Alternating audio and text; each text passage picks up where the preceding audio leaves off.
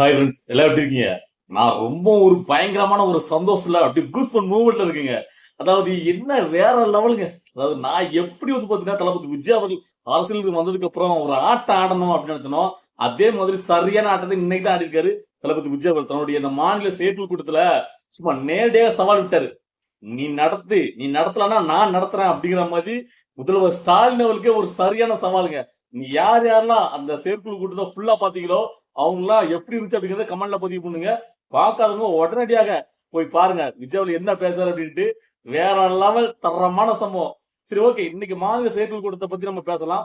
Starting வந்து பாத்தீங்கன்னா தளபதி விஜய் அவர்கள் பாத்தீங்கன்னா இன்னைக்கு உள்ள வரும்போதே பாத்தீங்கன்னா பயங்கர ஒரு ஆரவாரம். கார்ல இருந்து இறங்குன உடனும் படையராட்சியில இறங்குன உடனே அப்படி சைட்ல பாக்காரு. எல்லாருமே பயங்கரமா ஒரு கோஷம் போட்டு அப்படியே பண்றாங்க. கொஞ்சம் அவருக்கு டென்ஷன் ஆயிடுச்சு அப்படின்னு ஒரு வருஷம் பார்த்துட்டு அப்படியே உள்ள போயிட்டாரு. சோ அதை தவிர்ங்க. அதாவது ஒரு தலைவர் வரும்போது நீங்க இன்னும் பாத்தீங்கன்னா அவர் வந்து பாத்தீங்கன்னா அப்படி பாக்குறதுக்காக முண்டி அடிச்சு வருது, கத்துறது, இதெல்லாம் கொஞ்சம் குறைச்சிடுங்க.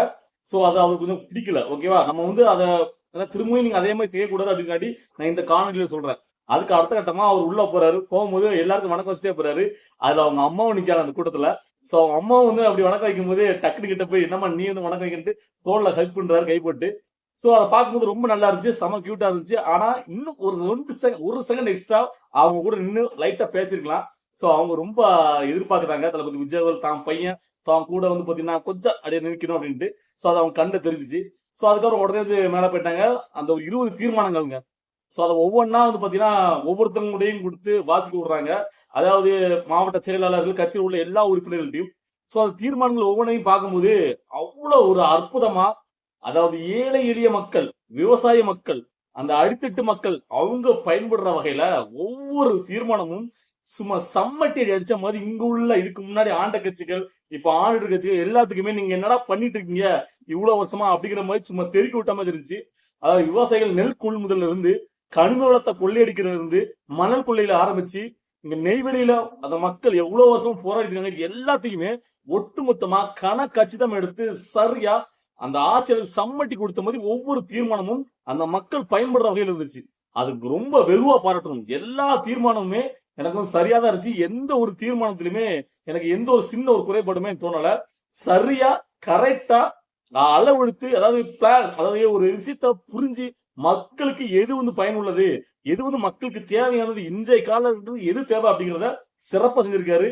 அதுல முக்கியமா சொல்ல போனா இப்போ ஓரணியில் தமிழ்நாடுன்ட்டு வீடு வீடா போறாரு. அங்க இறந்து போய் தவிச்சிட்டு இருக்காங்க.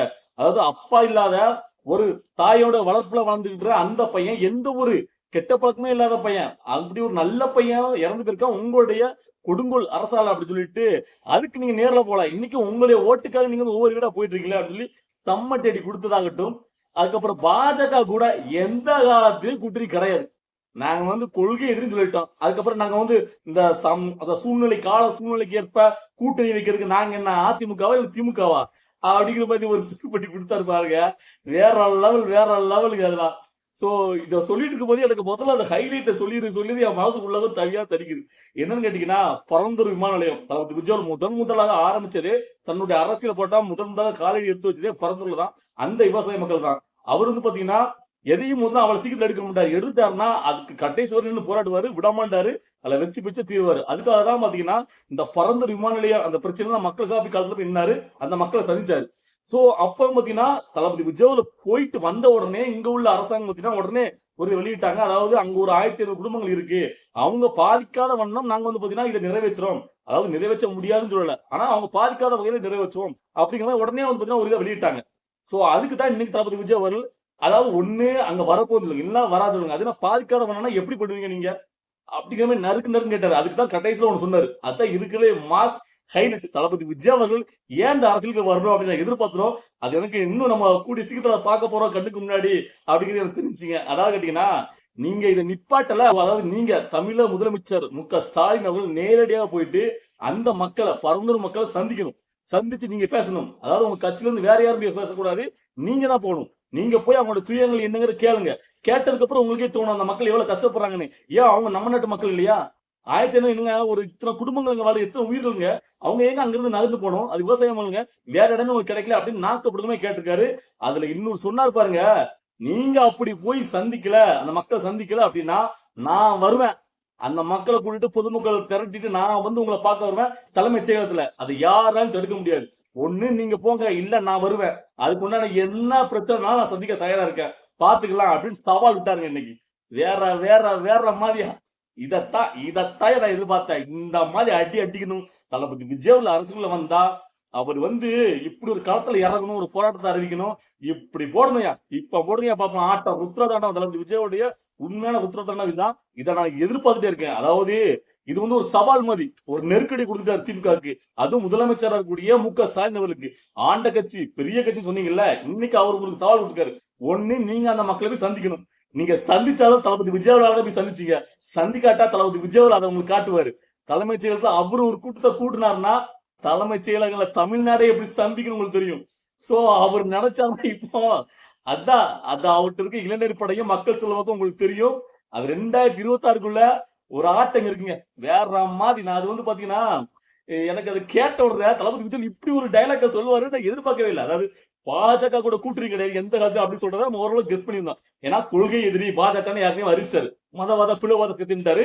டிஎம்கே பாஜக கூட கூட்டணி எந்த காலத்தையும் கிடையாதுங்கிறது நம்மளுக்கு ஓரளவு கெஸ் பண்ணி தெரியும். ஆனா அது அவர் வயா சொல்லணும், திட்டவட்டமா சொல்லணும் அப்படிங்கிறது நம்ம எதிர்பார்த்திருந்தோம். அதான் ஒரே அடியா அடிச்சு நேர்த்தியே சொன்னாரு. அதுக்கு மேல இந்த ஹைலைட்டான இந்த விஷயத்தான எதிர்பார்க்கவே இல்லை. அதாவது அவர் சொல்லும் போது எனக்கு அந்த நியூஸவே பாத்தீங்கன்னா வேற மாதிரி இல்ல. அதாவது தளபதி விஜய் அவர்ல நம்ம பாத்தீங்கன்னா திரைப்படத்துல ஒரு மாஸ் ஹீரோவா, அதாவது சர்க்கார் படத்துல ஒரு அரசியல் பேசியிருப்பார். சோ அதை நம்ம ரசிச்சு பார்த்திருப்போம். அது திரைப்படத்துல ஒரு நடிகரா. சோ அப்படி இருக்கிற ஒருத்தர் ஒரு நிஜமா ஒரு அரசுக்குள்ள வரும்போது என்ன மாதிரி இருப்பாரு. அவர் இன்னுமே பேச மாட்டேங்காரு, வீட்டுல பெருசா வர மாட்டேங்காரு அப்படின்னு நினைச்சிட்டு இருக்கும்போது தடாலடியா நான் எதுக்கு வருவேன், என் மக்களுக்கு ஒரு பிரச்சனை நான் வருவேன் அப்படிங்கிற மாதிரி அஜித்குமாரோட வீட்டுக்கே போனார். சோ இப்போ அத சொன்ன டைலாக் தான் போட்டு பார்க்கலாம், நீயா நானா அப்படிங்கிற மாதிரி முதலமைச்சர் மு.க. ஸ்டாலினுக்கு சவால் விட்டார்ல, அதுதான் வேற மாதிரி சல்யூட்டியா தளபதிக்கு. நான் அப்படியே உண்மையிலே தளபதி விஜய் அவர்களுக்கு இவ்வளவு நாளா நான் சப்போர்ட் பண்ணிட்டதுனால அது ரொம்ப பாத்தீங்கன்னா சந்தோஷமா இருக்கு. எனக்கு எந்த இடத்துலயும், அதாவது நம்ம சில நேரங்கள் பாத்தீங்கன்னா கொஞ்சம் தோண்டு போவோம், என்னடா இது அரசியல் பாத்தீங்கன்னா கொஞ்சம் ஸ்பீட் எடுக்கலையா, வேகம் எடுக்கலையா, ஸ்லோவா இருக்கு அப்படிங்கிற நம்மளுக்கு பாத்தீங்கன்னா ஒரு மாதிரியான அந்த கண்ணோட்டங்கள் வேற வரும். ஆனா இன்னைக்கு தளபதி விஜய் அவர்கள் அந்த பேசின அந்த முதலமைச்சர் மு.க. ஸ்டாலினுக்கு ஒரு சவால் விட்டார்ல, அது எனக்கு பாத்தீங்கன்னா ஒரு வேற மாதிரி இருந்துச்சு. எனக்கு சொல்ல முடியாத அளவுக்கு ஒரு சந்தோஷம். அவர் அரசுக்குள்ள வரணும் நம்ம ஏன் ஆசைப்பட்டோம்னா இந்த மாதிரி ஒரு அதிரடி ஆட்டத்தை திமுக கொட்டத்தை அடக்குற மாதிரி ஒருத்தர் நிக்கணும் அப்படிங்கிறதா. ஏன்னா வேற யாருமே இப்படிலாம் பேசினாலும் அது நம்மளுக்கு பெருசாவே தெரியாது. தளபதி விஜய் அவர்கள் மாதிரி இவ்வளவுக்குள்ள மக்கள் செல்வாக்கு கொண்ட ஒரு மக்கள் தலைவர் தளபதி விஜய் அவர்கள் இப்படி ஒரு சவாலை அப்படி திமுக அரசு மு.க. ஸ்டாலினை பார்த்து விட்டார்ல, அதுதான் எனக்கு இதுதான் நான் உங்ககிட்ட எதிர்பார்த்தோம். சோ இந்த மாதிரி ஆடணும் ஆட்டம்னா இப்படி இருக்கணும். அரசியல் ஆட்டம்னா இதுதான் தளபதி விஜயோடைய அரசியல் ஆட்டம். சோ இனிமேதான் இருக்கு. எனக்கு தெரிஞ்சு 2026 தேர்தல் வரைக்குமே கொஞ்சம் தமிழ்நாடே பாத்தீங்கன்னா பரபரப்பா நல்லமா இருக்குன்னு நினைக்கிறேன். வேற லெவல்ல என்ஜாய் பண்ணேன். சோ நீங்க எல்லாரும் இந்த வீடியோவை நிறைய பேர் பாத்துருக்கீங்களா பார்த்து தெரியல, சில பேர் வேலை பொருளோட பார்க்காம இருப்பீங்க. உடனடியே செஞ்சு பாருங்க. இன்னைக்கு மாநில செயற்குழு கூட்டம் வேற மாதிரி இருந்துச்சு. சரியான ஒரு தரமான சம்பவம். சோ நீங்க எப்படி பாத்தீங்க, அதை பார்க்கும்போது உங்களுக்கு என்ன தோணுச்சு, என்ன மாதிரி உங்களுக்கு சந்தோஷம் இருந்துச்சா, எதா இருந்தாலும் உங்களுடைய கருத்துக்களை கமெண்ட்ல பதிவு பண்ணுங்க. நான் ரிப்ளை பண்ண தேவை இருக்கேன். பாய்.